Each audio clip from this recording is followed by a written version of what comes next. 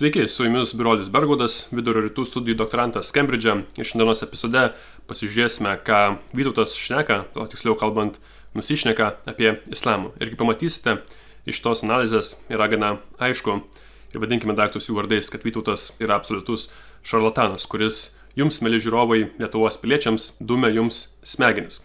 Tai nieko nelaukdami pradėkime žiūrėti į netaip jau senai vykusį podcastą su Vytautu apie musulmonus imigrantus, bet kaip pamatysime, didžioji dalis to podcast'o buvo net ne apie imigrantus, o apie islamą kaip tokį. Ir islamas kaip toks Lietuvoje yra jau daugiau nei 600 metų. Taip kad čia kalba eina apie lietuvišką, neatsiejamą nuo Lietuvos istorijos religiją. Ir bismillah, pradėkime.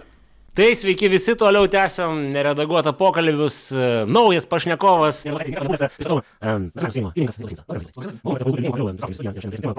Islamo naujakurių keliama grėsmė, pirmiausia tai matyt per kriminologinę prizmę, galbūt ir kitas paliesim. Tai atkreipkime dėmesį, kad šita diskusija, šitas podcastas yra apie islamo naujakurių keliamą grėsmę per kriminologinę prizmę. Tai visai atrodė, kad tai yra labai tolima Lietuvai kažkuo tai svetima, žodžiu, tema ir problematika. Aišku, matyti keistų minčių kilo pastaruoju metu žiūrint, kaip ritualiniais peiliukais bado baltus vyrus arba ten, nežinau. Ir čia mums pirmasis kriminologinis pavyzdys apie ritualiniais peiliukais badomą vyrą. Ir tie ritualiniai peiliukai nieko bendro su islamu neturi, nes tas žmogus, kuris nešioja tą ritualinį peiliuką, jis yra sikhas. Tai yra visiškai kita religija, praktiškai nieko su islamu bendro neturinti. Ir taip, vėliau šitam podcast'e jie pasitaiso, kad ten kalba buvo ne apie musulmoną, bet vien pats dalykas, kad pirmasis dalykas, kuris ateina į galvą apie musulmonus, kalbant apie musulmonų nusikaltimus, yra ne musulmonų nusikaltimas.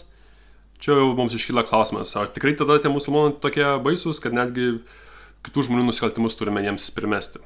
Dauno sindromą, kur čia žmogų bando jam nupjauti galvą. Ar ta tema pas mus dar yra tolima, Vytautai?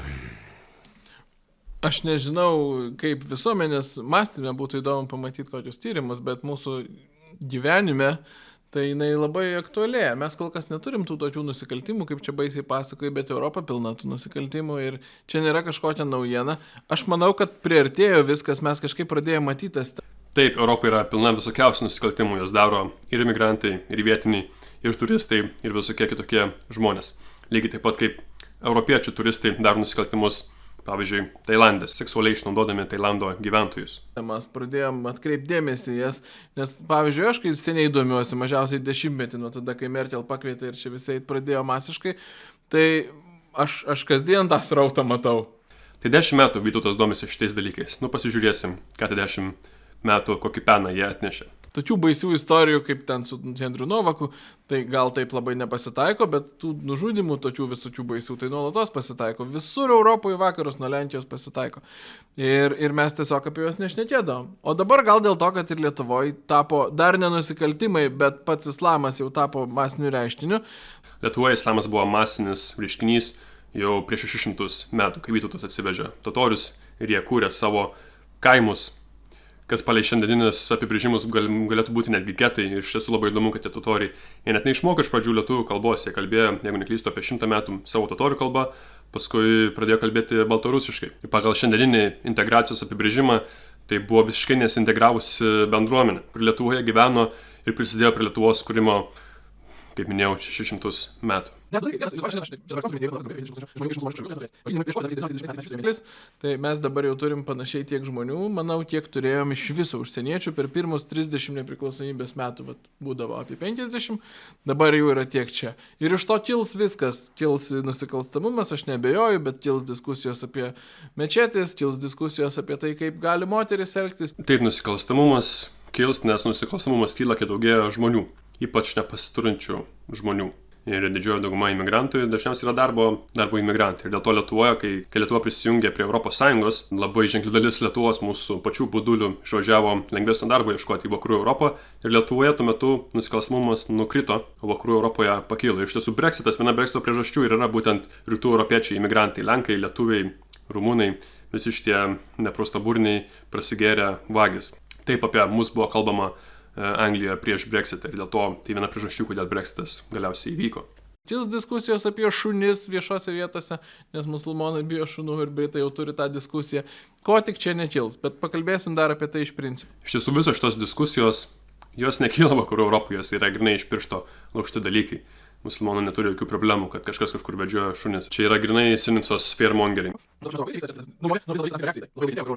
Tik nori to korektiškumo surakinti ir kaip po to dažnai paaiškėdavo slepiamų faktų surakinti, nes jie nesužinodavo, nes žiniasklaida tylėjo, tarnybos tylėjo apie tos nusikaltimus, kiek tai gali. Čia irgi absoliučiai iš piršto laužtas dalykas. Iš tiesų žiniasklaida visuomet nuo seniausių laikų pabrėždavo, kad musulmonai atlikdavo kažkokį nusikaltimą, būdavo primetama, kad čia važiuokit musulmonai tą nusikaltimą padarė, kuomet, kaip pavyzdžiui, krikščionis padaro kažkokį nusikaltimą, niekada nėra paminima, kad tai yra krikščionis.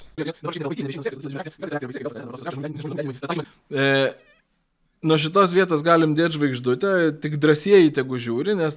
Taip, tai iki čia buvo pasakyta daug dalykų apie migraciją ir ne apie migraciją, ir tiesos, ir dalykų, prie kurių galima prisikabinėti, bet ten esmė, nuo čia prasideda visa esmė, kur Vytautas pradės kalbėti būtent išimtinai apie islamą. Kad aš per toli einu ir kad čia gal Sinica gazdina. Sinica negazdina. Taip, Sinica, kaip pamatysime, negazdina, jis tiesiog iš piršto išlaužia dalykus, nežinau, gal jis gyvena kitoj dimensijai. Mums labai svarbu tą suprasti. Islamas ir jo atstovai, musulmonai, ateidami į Europą, jie ateina su požiūriu į save žiūrėdami kaip į kolektyvą ir į Europą žiūrėdami kaip į kolektyvą, kaip į civilizacijas. Yra mes ir jie. Europiečiai patys niekada į save nežiūri kaip į civilizaciją. Ypač tautiški dešiniųjų politinių pažiūrų europiečiai. Ne, Europa mums nėra civilizacija, Europa tiesiog yra atskiri žmonės. Taip, tikrai, Vytautai. Tik tais musulmonai galvoja apie Europą kaip apie civilizaciją. Mes musulmonai ir jie netikėliai, netikintis arba tikintis klaidingai.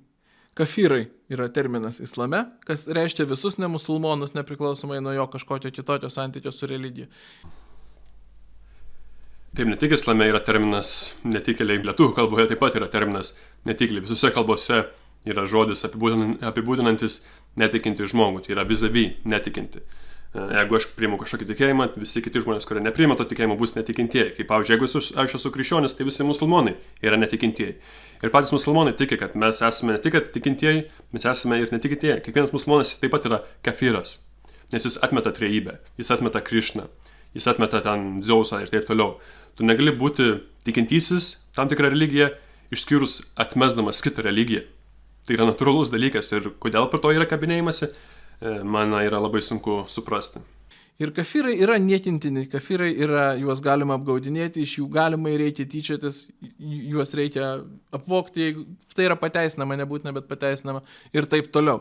Tai yra bendras islamo mokomas požiūris į kitas civilizacijas. O, Dieve, padėk. Rimtai, bendras islamo mokomas požiūris, pasižiūrėkime šito šeicho bin Bazo fatvą. Šeichas bin Bazas buvo Saudo Arabijos muftijus, tikriausiai 20 amžiaus vienas ultrakonservatiškiausių musulmonų visame pasaulyje ir tai jis pasakė apie tai, kaip musulmonai turi elgtis su nemusulmonais. Ir čia antrasis punktas, kad jis, atleiskite už Google vertimą, bet inshallah pavyks visiems suprasti esmę, jis neskridžioja jo nei asmeniškai, nei turtu, nei garbe. Tai reiškia, jis jo nepažydžia jo turto teisių, kas apima vagystes, netgi garbę, tai iš jo netgi tyčiotis negalima. Atkreipkite dėmesį, kad čia kalbama apie musulmonišką šalį. Tai šitie dalykai dar daugiau galios nemusulmoniškai šalyje. Jis jam atiduoda tai, kas priklauso, jis neskridžioja jo turto vagyste, išdavyste ir sukčiavimu. Tai net išduoti nemusulmonų negalima, sukčiauti negalima. Ir tie visi egiptiečiai turisto skemeriai, jie atlieka nuodėmę pagal šitą fatvą. Taip pat neskridžioja jo kūno muždamas ar žudydamas, tai fiziškai negalima skriausti, jokių būdų gyvybės negalima atimti. Čia kalbama būtent apie tai, kai nemusulmonas legaliai atvyko į musulmonišką šalį, jis visas absoliučiai šitas teisės turi. Ir musulmonas, kuris jas pažeis, jis ne tik, kad nusižengs įstatymui, bet jis padarys nuodėmę. Čia kalbama būtent apie religinę perspektyvą, ne apie vien tik teisinę perspektyvą. Čia bendras islamo ar kokio nors islamo radikalų? Islamo pirminių šaltinių. Islamo pirminių šaltinių, kurie egzistuoja tik tais Vytauto Sinicos galvoje ir niekur kitur pasaulyje. Čia prieisim, tuoj. Tarp kitko, jis taip ir neprieina prie šito dalyko. Su šituo požiūriu atėjęs islamas susiduria su europiečiais, kurie žiūri visiškai priešingai. Europiečiai žiūri kiekvieną individualiai. Kaip žmogus su jo asmeninė istorija, asmeninė tragedija, kuris gal plaukė valtim per Viduržemio jūrą, ėjo ten nešėsi vaiką per dykumą ir taip toliau. Ir mums tai yra natūralus žmogiškas požiūris. Tai... Rimtai, Vytautai, ką tai kalbėjo apie visus musulmonus kaip apie vieną monolitą, apie islamą kaip apie vieną monolitą, o dabar tu būdamas europiečius, kai kad visi europiečiai žiūri musulmonus atskirai kaip į kiekvieną individą, tai apsispręskite, tai vienaip yra ar kitaip, nes abu šitie dalykai vienu metu negali būti. Ir tarp kitko šitam požiūrį paneigti galima ir iš istorinių šaltinių, kadangi aš esu istorikas, tai pasižiūrėkime į kryžiaus žygių laikotarpį. Tai yra būtent viduramžių laikotarpis, kai žmonės būdavo dar konservatiškesni negu dabar. Iš toje knygoje The Crusades Islamic Perspectives išspausinto Edinburgo universiteto leidyklos, tai reiškia, kad tai yra mokslinė knyga. Taip, 336 puslapyje yra kalbama apie tai, kaip musulmonai kalbėjo, apibūdino kryžiuočių karalius, kryžiuočių princus. Ir kas yra paaiškinta, kad didžioji dauguma tų princų, jie būdavo labai gerbiami, juos būdavo žiūrima kaip į individualius žmonės, kurie turėjo ir gerų savybių, ir blogų savybių. Ir jiems būdavo duodama didelė pagarba už jų gerasias savybės, kaip pamaldumą, sketiškumą ir kitus dalykus.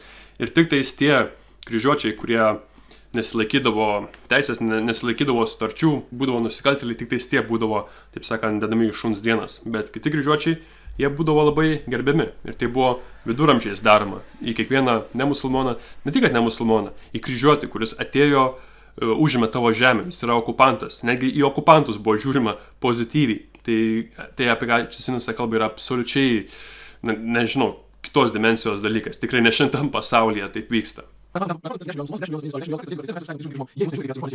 Jie į mus nežiūri kaip į atskirus žmonės, jie žiūri į šitos vakarus, kuriuos mes galim ateiti ir susitvarkyti čia pagal save. Vėlgi, joks musulmonas taip nežiūri į vakarus, musulmonai į vakarus žiūri kaip tai yra vieta, kur aš galiu užsidirbti daugiau pinigų. Vien tik ekonominiai dalykai. Tam nereikia manim tikėti, jūs visi galite atsidaryti internetą ir ieškoti ir rasit daugybę viešų pasisakymų, imamų, neimamų, šiaip musulmonų, kuriuos kalbina gatvėse įvairios televizijos, Deutsche Welle ir panašus, drengdami dokumentikas. Ir jie drąsiai sako, tai yra laiko klausimas, mums nereiks užimti jūsų jėga, mes įvesim čia savo taisyklės ir tuo būdu užimsim šitą Europą tiesiog per demografiją. Na, suraskite man vieną tokį video interviu, kur sakoma, kad mes vesime savas taisyklės. Taip, tie musulmonai galbūt ir sakys, kad per laiką Europa taps musulmonų daugumos kraštu dėl demografinių priežasčių. Ir ne tik musulmonai, kaip sakys, taip pat ir dešinieji Sinicos pasekėjais taip pat sakys. Demografinė padėtis yra labai gimstamumas ir labai prastas, pasakykime, tarp Europos aborigenų. Bet tai nėra musulmonų išmislas ar musulmonų kažkokia idėja ir noras užkariauti Europą. Tai yra tiesiog realybė, kurioje mes visi gyvename. Bet labai svarbu yra, kas kaip ką suvokia. Mes galim tiesiog sociologiškai ramiai matyti, kad, tai islamo daugėja, jo daugėja, jis kada nors paims viršų. Bet mes renkamės apie tai negalvoti. Aš net save pagaunu, mes kasdienybėje žiūrim taip kažkaip tarsi, natūrali demokratija. Demokratija yra nuomonių įvairovė, yra įvairios partijos, rovės, taip toliau. Ir, tai vieni laimi, kiti pralaimi. Mes kažką palaikom, mes manom, kad vienos idėjos yra geresnės už kitas ar ne ir stengiamės, kad jos laimėtų. Bet, tai yra idėjų konkurencija, pasaulis nesibaigia tuo. Jų požiūris yra, kad yra viena idėja, islamas. Islamas yra politinė doktrina, ne mažiau negu religinė. Kai politinė doktrina, jinai sako, kad visas pasaulis turi paklusti islamui, žmonės turi... Visos doktrinos, politinės, religinės, taip pat tiki, kad jų idėja yra pati geriausia ir visas pasaulis turėtų tą religiją ar tą idėją priimti. Ar tai būtų komunizmas, kapitalizmas, demokratija, dabartinės Europos žmogaus teisės. Visi šitie dalykai yra nešami, taip sakant, per kardą. Čia labai gera citata iš Huntingtono, kuris sako, kad vakarai laimėjo pasaulį ne dėl superiority viršinybės, savo idėjų viršinybės ar savo idėjų, vertybių ar religijos viršinybės, bet dėl viršinybės tame, kaip jie pritaiko organizuotą smurtą. Vakariečiai dažnai užmiršta šitą dalyką, o ne vakariečiai niekada. Tai čia Huntingtonas iš tiesų pasako tiesą. Demokratija, europinės žmogaus teisės, jos iškrito pasaulyje ne dėl to, kad ne vakariečiai galvoja, o čia iš tiesų geras dalykas, o dėl to, kad tie dalykai buvo primesti per smurtą. Tai gerai ir blogai, juk galima ginčytis, bet faktas, kad tai vyko per smurtą, yra faktas. Taip, kad čia islamas visiškai nesiskiria nuo kitų ideologijų. Ir iš tiesų vienas esminių islamo mokymų yra tai, kad žmonės nepriims religijos per prievartą. Neįmanoma žmogui per prievartą prikišti religijos.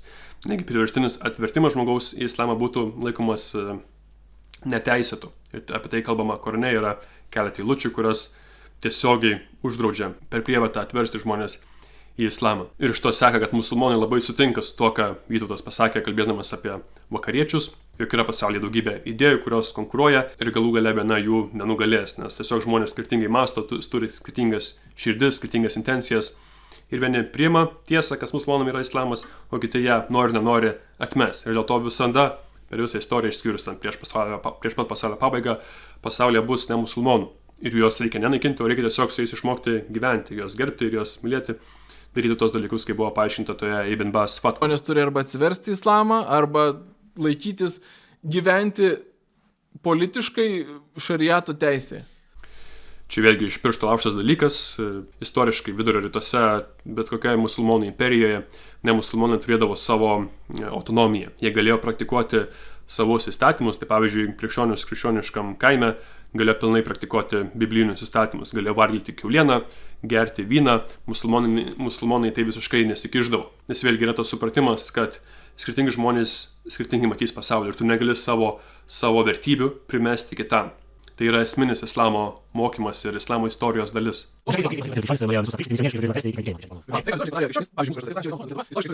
Tuo tarpu islamas, ir tai nėra išimtis, tai yra taisyklė, visur ėjo per užkariavimus. Tai čia vėlgi nėra visiškai tikslu. Islamas nėjo per užkariavimus. Islamo imperija, islamo valdžia plėtėsi taip per užkariavimus. Kodėl? Nes kitaip ten musulmonai būtų buvę persekiojami, taip pat kaip krikščionys buvo persekiojami pagoniškos Romos imperijos. Vienintelis būdas užkirsti kelią persekiojimui būdavo karinė ekspansija. Tai musulmonų karvedžiai, musulmonų kariuomenės išplėtė islamo teritoriją, musulmonų kontroliuojamą teritoriją, bet žmonės tose teritorijose niekada nebūdavo atverčiami per prievartą. Ir atkreipkim dėmesį, islamas savo kalendorių pradeda ne nuo tada, kai apreiškia Alachas Mahometui savo tiesas, o nuo tada, kai praėjus berods 13 metų, Mahometas pradeda nebeapaštalauti, kas jam nesisekė, niekas neatsivertinėjo į islamą jam apaštalaujant. Taip pat yra daugybė biblinių pranašų, kuriems taip pat visiškai nesisekė apaštalavimas, tai nežinau, kodėl tą reikia čia paminėti, bet anyway. O kai jis imasi karvedystės, kai jisai pradeda užimti. Taip pat yra ne vienas biblinis pranašas, kuris ėmėsi karvedystės. Tai būtų Mozė, Dovydas, Saliamonas, tai ką jie visi buvo karvedžiai. Jie visi vedė kariuomenės, kurios, taip sakant, naikino gyvybę. Kai jisai pradeda užiminėti kitus miestus, juose žudyti žmonės, pirmiausiai žydus, labai eksplicitiškai mokė, kad... Taip. Pirmiausia žydus, visada, o nedaug dievė būsi žydas, tave iškart musulmonus nukneckins. Tik kad Maimonidas, vienas didžiausių judėjų religijos autoritetų, religijos žinovų, savo palikimą paliko gyvenamas musulmoniškam krašte, valdomas musulmonų, galima tą tiesiog ignoruoti. Ir 1400 metų klestinčių žydų visuomenių islamiškose kraštuose taip pat galime ignoruoti. Ir tai, kad pranašas Muhamedas buvo padaręs sutartį su Medinos žydais, kurioje pavadino visus tiek žydus, tiek musulmonus viena bendruomenė, taip pat galime ignoruoti. Žydai turi arba atsiversti, arba mirti. Ir tik ginklų kalba. Visiškai iš piršto laužtas dalykas, tiesiog absoliutus absurdas, šarlatanizmas, nežinau kaip kitaip tai pavadinti. Kodėl Vytautas taip sako? Allahu alam, Dievo žino. Tai yra vienas sionistų talking points, kad musulmonai nori sunaikinti visus žydus, bet yra visiškai iš piršto laužtas dalykas, prasilenkintis absoliučiai su istorija, su faktais, su islamo tradiciniu mokymu, su Koranu, su pranašo Muhamedo tradicija. Nieko bendro su neturi. Mahometas buvo vienas sėkmingiausių turbūt istorijos karvedžių ir po to jo įpėdiniai karvedžiai irgi buvo labai sėkmingi. Ir čia galima pridėti įdomų dalyką. Tai, kad Muhamedas, tai ką jam buvo karvedys, tai yra problematiška, tai yra blogai ir tai yra iš tiesų geras dalykas. Ir aš pasakyčiau, kad tai yra labai geras dalykas. Nes įsivaizduokime, kad Dievas siunčia žmonėms paskutinę religiją iki pat pasaulio pabaigos. Ta religija jie apima viską, maldą ir kasdienį gyvenimą, visus dalykus, kaip žmogui teisingai gyventi. Ir karas, mūšiai yra neatsiejama žmonijos dalis. Smurtas yra neatsiejama žmonijos istorijos dalis. Ir paskutinė religija, ji privalo apibrėžti šitą dalyką. Jeigu jis būtų neapibrėžtas, tuomet tai būtų didelis minusas. Tai kaip daryti smurtą, kaip kariauti? Ar galima kūdikių žudyti mūšyje? Ar galima moteris prievartauti, ar ne? Visi šitie dalykai, jie turi būti apibrėžti. Ir dėl to paskutinis pranašas turėtų būti kariavęs karus, kad jis parodytų, kaip teisingai kariauti. Kad pavyzdžiui, kaip nurodė pranašas Muhamedas, tai ką jam nežudyti civilių, palikti vienuolynus ramybei, nežudyti vienuolių jokių būdų, nežudyti žmonių, nežudyti moterų, nežudyti vaikų. Jeigu buvo paimti karo belaisviai ir padaryti vergais, kad su tais vergais reikia elgtis kaip su bet kokiu kitu žmogumi, kad jis turi pilną žmogaus teisės į orumą, į gyvybę ir taip toliau. Visi šitie dalykai Islame yra apibriežti būtent dėl to, kad pranašas Muhamedas tai ką jam kariavo karus ir parodė, kaip teisingai kariauti. Taip sakant, Koranas ir pranašo Muhamedo tradicija, jie apibrėžia smurtą ir jį dėl to suvaržo. Jeigu jis nebūtų apibrėžtas, jeigu nebūtų jokio pavyzdžio smurtui, tuomet nebūtų jokių suvaržymų. Ir būtent kai kryžiuočiai atvyko į vidurio rytus, užkariavo dalis Sirijos ir Palestinos, jie neturėjo jokių apribojimų iš pranašo Jėzus, tai ką jam pavyzdžio, ir dėl to tiesiog visus ėjo ir knackino. Vaikus, moteris, krikščionis, musulmonų, žydus, jokių apribojimų jiems nebuvo. Taip kad tai, kad pranašas Muhamedas buvo karvedys, yra labai geras dalykas ir didelis pliusas islamui. Ir kryžiaus žygiai, pavyzdžiui, nors tikrai nenoriu, kad apie tai būtų laida, tai buvo reakcija. Yra dokumentuoti kreipimaisi iš artimųjų rytų krikščionių, kurie buvo tapę engiamą mažumą. Ar galite nors vieną tokį kreipimąsi parodyti iš vidurio rytų engiamų krikščionių mažumų? Ne, tokių kreipimąsi nebuvo. Buvo kreipimasis iš Konstantinopolio, nes Bizantijos imperija vis dar kariavo su musulmonais. Mažuma, dimiai tam yra terminas. Po islamo valdžia, šariato teisėje gyvenantis kitataučiai. Vėlgi tie dimiai, jie turi pilną autonomiją, pilnas teisės.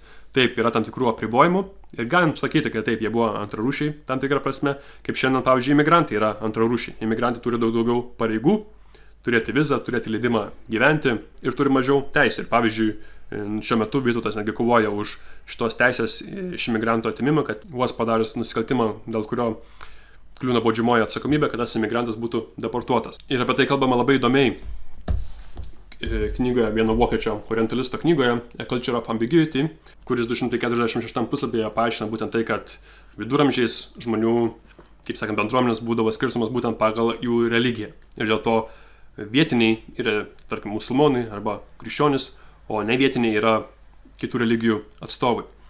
Ir šiandien taip nebėra, šiandien vietiniai ir nevietiniai yra pagal tai, kur tu esi gimęs. Tai jeigu gimiau Lietuvoje, esu lietuvis, aš esu vietinis, man priklauso vienos teisės ir kitos ir pareigos, o jeigu aš esu užsienietis, man priklausys mažiau teisių ir daugiau pareigų.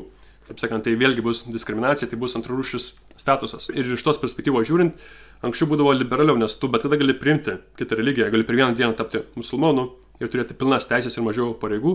Bet jeigu aš atvykau kaip užsienietis, tarkim, dabar gyvenau Anglijoje, aš negaliu per vieną dieną tapti britų ir gauti tas pačias teisės ir pareigas kaip ir britai. Aš turiu čia pragyventi bent pagal dabartinę vizą 10 metų. Ir taip pat turėjau mokėti už vizą, tikrai nemažus pinigus, turėjau sumokėti tą džizję, ne vietinio, ne aborigeno mokestį, pavadinkime taip. Taip kad islamas čia tikrai kažko neišrado. Iš tiesų tai buvo daug liberalesnė politika negu didžioji dalyje krikščionių pasaulio, kur šis nebuvo leidžiama būti nieko išskyrus tikratikių krikščionių. Ir bet kokie kiti žmonės, ar tai būtų žydai ar musulmonai, ar eretikai, dažnai būdavo išstumiami, išspiriami, nužudomi. Tai nebūdavo išimtis, tai būdavo bene taisyklė. Tuo tarpu islamo civilizacijoje sugyvenimas su nemusulmonais būdavo taisyklė ir nesugyvenimas būdavo išimtis. Jie turi antrarūšį statusą, kurie negali, tarkim, joti ant arklio pro šalį einant musulmonui, kurie negali būti viršininkai musulmonui, kurie negali daugybės dalykų. Tai, kad nemusulmonai negalėdavo joti ant arklio, būdavo labai retai taikoma, o tai, kad musulmonas negali dirbti, nemusulmonai yra iš piršto laužtas dalykas. Musulmonas pilnai gali turėti viršininką, nemusulmoną. Vienintelė išimtis tam būdavo tarnystė. Tai tu kaip musulmonas negali savęs nusižeminti ir dirbti tarnu nemusulmonui. Bet visi kitokie darbai, kai tau mokama alga iš nemusulmono, tarkim krikščionio boso, bismillah, taip sakant, pilnai tai galima daryti. Ir dėl to nemusulmonai musulmoniškose kraštuose ne tik, kad išgyveno, kad buvo toleruojami, jie netgi klestėjo. Ir pavyzdžiui, Hodsonas, vienas 20 amžiaus orientalistų, kai kalbėjo apie islamo civilizaciją, jis pasiūlė pavadinti tai islamikato civilizacija, nes jie kūrė ne tik musulmonai, bet žydai, krikščionys ir kitų religijų atstovai. Jie visi sugyveno, buvo toleruojami ir kūrė kartu gėrį. Terminas tam yra dimiai, šariato teisėje tai yra iš esmės, kitatyti gyvenantis po islamo valdžia. Tai va tokioje situacijoje atsidūrė artimųjų rytų krikščionys, šaukėsi į Europą, popiežių be abejo, bet ir ne tik į jį, kad ateikit mūsų gelbėt. Taip pat čia galima vėlgi pacituoti knygą apie kryžių žygius Edinburgo universiteto iš leidyklos, kur yra sakoma apie tai, kaip Ibn al-Arabi, vienas musulmonų religijos mokovas žinovas, kalbėjo apie gyvenimą Jeruzalėje prieš kryžiuočių atėjimą. Ir čia yra sakoma, kad Ibn al-Arabi pabrėžė, kad Jeruzalė, 49 puslapyje, kad Jeruzalė buvo susitikimo vieta visų trijų religijų mokoms - islamo, krikščionybės ir judaizmo. Toliau 50 puslapyje Ibn al-Arabi nesako arba nenurodo, kad vietiniai krikščionys kentėjo nuo priespaudos iš musulmonų valdininkų. Komentuodamas apie Jeruzalę bendrai, jis pabrėžė, kad krikščionys dirbo savo žemės aplink Jeruzalę arba prižiūrėjo savo, taip sakant, statinius ir taip pat palaikė bažnyčias gerai būsinai. Ir kai Ibn al-Arabi nukeliavo į Askaloną, tai yra kitas miestas, tam pačiam regione, jis taip pat surado panašią atmosferą, tolerancijos atmosferą, netgi pavartojo žodį, tiksliau apibūdino tą vietą kultūrų jūra. Taip kad toks buvo, žinoma, čia Ibn al-Arabi galbūt ir šiek tiek perdeda galimai, bet tai mums parodo, kad tai buvo vieta, kur visos religijos sugyveno prieš tai, kol kryžiuočiai atkeliavo į tą kraštą. O kai atėjo šitie pagal Vytautą gelbėtojai kryžiuočiai, jie išskardė Jeruzalės gyventojus, o tos, kurių neišskardė, išvarė. Ar tai būtų musulmonai, ar žydai, jie visi buvo išvaryti. Taip kad Jeruzalė, kur buvo kultūrinis religinis hubas, ji tapo vien tik krikščioniška žeme. Ir tai yra istorinis faktas. Taip kad čia labai gerai matosi kontrastas tarp realybės ir tarp to, ką kalba Vytautas.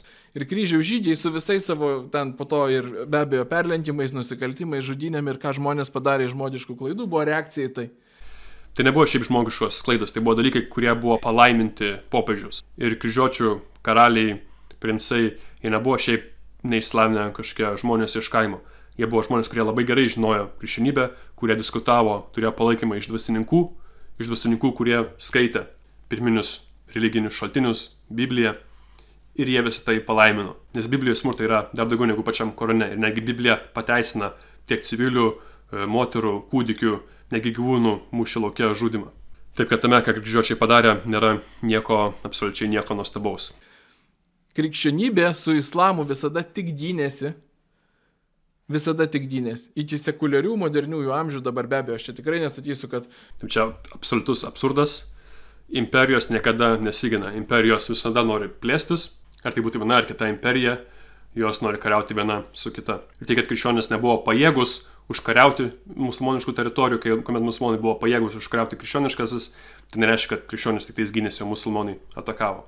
Jeigu tik krikščionys turėjo šansą užkariauti tam tikrą musulmonų teritoriją, jie visuomet būtų tai padarę. Ir jie tai padarė, kaip kryžių žygių metu, rekonkvistos metu ir paskui prasidėjus kolonializmui, kai krikščionių imperija, Anglų imperija, Anglijos krikščionių imperija okupavo milžinišką dalį pasaulio, tiek musulmonų kraštus, tiek nemusulmonų kraštus. Ir laikė tai labai krikščioniškai pateisinamų dalykų. Tai atvėrė teritorijos krikščionims skleisti Jėzaus žinią. Lygiai taip pat kaip musulmonų užkariavimai atvėrė musulmonams erdvę skleisti islamą. Šie dalykai yra neutralūs, tiesiog pasaulis taip dirbo. Ir dabar paimti islamą ir sakyti, žiūrėkite, koks islamas yra žiaurus, yra paprasčiausiai neteisinga, nes absoliučiai visos idėjos, visos religijos taip pat veikia ir šiandien vis dar veikia. Kaip minėjau, tai būtų komunizmas, kapitalizmas, liberalizmas, visos idėjos, jos dažniausiai sklinda būtent per kardą. Na, šiandien per bombas, galim taip pasakyti. Islamas, ir tai yra turbūt pagrindinė mano tezė čia, islamas yra iš principo fundamentaliai nesuderinamas su demokratinė santvarka ir vadinasi su mūsų civilizacija. Čia vėlgi iš tiesų net neįdomu diskutuoti. Islamas neturi kažkokios vienos politinės santvarkos, ar tai būtų karalystė, imperija, tautinės valstybės, demokratinės valstybės. Tai yra neutralūs konceptai. Ir islamas juos gali priimti visus. Ir taip ten yra niuansų, kur yra skirtumų. Islamas kitaip apibrėžia žmogaus teisės negu vakarietiško žmogaus teisų samprata, bet Vytautas taip pat kitaip apsibrėž žmogaus teisės negu ten europinės žmogaus teisės. Dėl to, pavyzdžiui, jis bus visiškai prieš homoseksualių žmonių santuoką, kas pažeidžia europietišką žmogaus teisės apibrėžimą. Taip kad Vytauto ideologija lygiai taip pat, jeigu jau tai perdėtai, sakysim, kaip ir jis pats, visiškai nesuderinamas su demokratinė santvarka. Ir dviem lygiais, su mūsų civilizacija jis nesuderinamas tiesiog todėl, kad jo mąstymas yra, kad visas pasaulis turi būti islamas. Kaip minėjau, tai visiškai nesąmonė, musulmonai niekada taip negalvojo ir islamo istorija tai parodo. Šiandien Egipte yra daugiau nei 3 kartus daugiau krikščionių negu Lietuvoje. Nepaisant to, kad 1400 metų Egiptas buvo musulmonų valdomas kraštas. Turi būti taika Umoje. Uma tai yra pasaulinė islamiška bendruomenė. Ir islamiška taika, jie dažnai labai kalba apie taiką. Islamiška taika yra tada, kada nebėra oponuojančių. kai visi bus islame, kai visi bus musulmonai, tada bus taika ir už šitą tai... Manau, jau dėl šito nebereikia daugiau kažką komentuoti. Na, bet yra dar po to skirtingi musulmonai. Tai vad pala, prieisim prie skirtingų. Nuosekliausi, čia aišku keistai skambės, nuosekliausi musulmonai, tai, tai tokie hardcoriniai musulmonai buvo ISIS. Rimtai? Kuria prasme? Tai jie visiškai apvalė islamą nuo tų dalykų, kurie atėjo su modernybė, nuo prisitaikymo prie laikmečio. Jie paėmė pirminius šaltinius. Koraną, Sirą, biografiją Mahometo ir... Tarp kitko, Sira net nėra pirminis šaltinis, yra tiesiog biografija, istorija. Ir tai nėra islamo teisės šaltinis. Ir Hasidus, tradicijos tekstus, tai pavadinkim irgi apie Mahometo gyvenimą. Taip, Hasidus. Hasidai yra absoliučiai islamo šaltinis. Taip.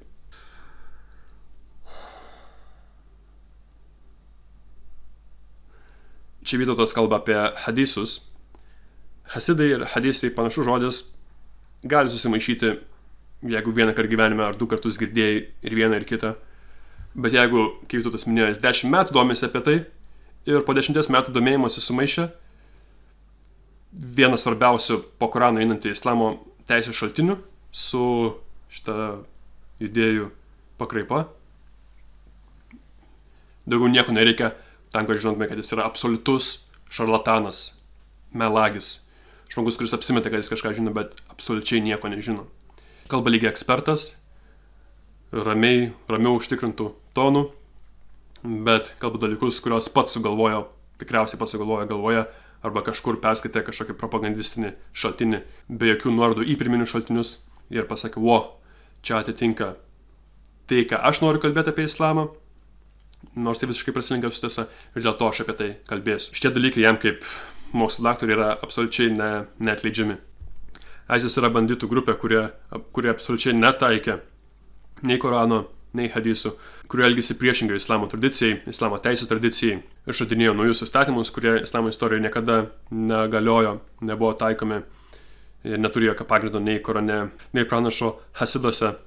Sekime Vytauto panaudotų terminų. Čia tiesiog vėlgi jis nežino, apie ką jis kalba. Islamas moko, kad tobulas musulmonas yra pirmasis musulmonas, Mahometas, ir kuo geresnis tu esi musulmonas, kuo labiau kopijuoji jo gyvenimą. Iki smulkmenų, iki jo charakterio. Pavyzdžiui, islame būti karšto būdo, greitai kelti balsą, rodyti emocijas, yra pozityvus sektinas dalykas, kaip ir dorybė, nes yra aprašyta ir laikoma tradicija, kad Mahometas toks buvo. Tai yra sektinas pavyzdys. Čia darosi sunku klausytis, geriau nueisiu paskaityti biškį Koraną.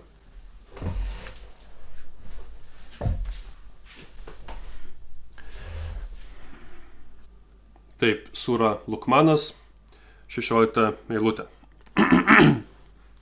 Lukmanas tęsė.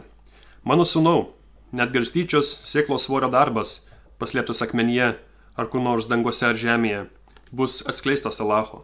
Iš tiesų, Allahas yra subtilus, visą suprantantis. Atlik maldą, mano sūnau, skatink gerą ir drausk blogą. Ir kantriai kęsk viską, kas tau nutinka. Iš tiesų, tai yra dalykai verti siekio. Neriesk savo nosies prie žmonės ir nevaikščiok pasipūtęs. Iš tiesų, Allahas nemėgsta pasipūtusių pagirūnų. Vaikščiok saikingų žingsnių ir sušvelnink savo balsą. Iš tiesų, bjauriausias balsas yra asilų bliovimas. Tai yra pavyzdys to, kaip kiekvienas musulmonas turi būti. Apie jo lengvą būdą, šaltą būdą, saikingumą, saikingą balsą. Pranašas Muhamedas taip pat pilnai įkūnijo šitas Korano eilutes. Ir žiūrėsime tai iš sekuliarios perspektyvos, kad pats pranašas tai parašė, negi bet kuris nemusulmonas turės sutikti su to, kad tai yra pavyzdys pranašo visiems žmonėms. Ir musulmonai taip pat sakys, kad žiūrėkite, kad tai Allahas, Dievas nurodė daryti musulmonams ir žinoma, pranašas Muhamedas, kuris buvo kiekvieno musulmono pavyzdys, jis privalo tokių dalykų sekti. Tai tiek, Vytautai, per 10 metų. Per 10 metų susikūrėte labai gerą karikatūrą savo vaizduotės padarinį apie tai, kas yra islamas, kuris absoliučiai prasilenkia su realybė. Manau, šiam kartui užteks tiek. Likusią dalį, inshallah, Dievui leidus, tęsime kitą kartą. Nes po viso šito šarlatanizmo jau tikrai reikia šitiek atsipūsti, pailsėti, įkvėpti, išeiti pasivaikščioti, pasidžiaugti saulę, pasidžiaugti dangumi, pasidžiaugti čiulbančiais paukščiais, nurimti, džiaugtis vasarą ir mažiau pergyventi dėl migrantų. Tai ką jums reikia kito karto. Salam.